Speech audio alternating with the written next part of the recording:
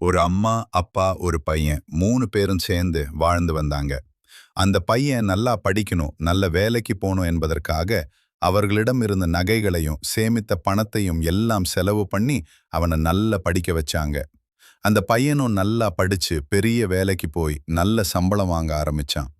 அவனுக்கு கல்யாணமும் நடந்துச்சு. ஆனா கல்யாணத்துக்கு பிறகு அவன் மாறிட்டான். மனைவியின் பேச்சை கேட்டு அம்மா அப்பாவை சரியாக கவனிக்கவே இல்லை. சம்பளம் எல்லாம் மனைவிக்கே கொடுத்து அவர்கள ஒரு சின்ன வீட்டில் தனியா வச்சிட்டான். ஒரு நாள் அவங்க வீட்டில் மாமரம் நட தோண்டும் போது ஒரு பெட்டியில் நிறைய தங்க நாணயங்கள் கிடைச்சது. அதை அவர்கள் அமைதியாக பாதுகாப்பாக வச்சுக்கிட்டாங்க. அதே சமயம் அந்த பையன் ஷேர் மார்க்கெட்டில் பணம் இழந்து மிகவும் கஷ்டப்பட ஆரம்பிச்சான். அந்த விஷயம் சம்ஹவ் அம்மா அப்பாவுக்கு தெரிஞ்சது.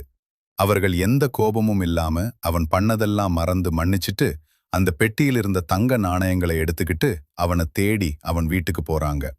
இதை எடுத்துக்கோ, உன் கஷ்டத்திலிருந்து நீ வெளியே வரணும், நாங்க இருக்கோம்னு அன்போட சொல்றார். அதை கேட்டதும் பையன் அதிர்ச்சியோட கண்ணீர் விட்டு அழ ஆரம்பிக்கிறான்.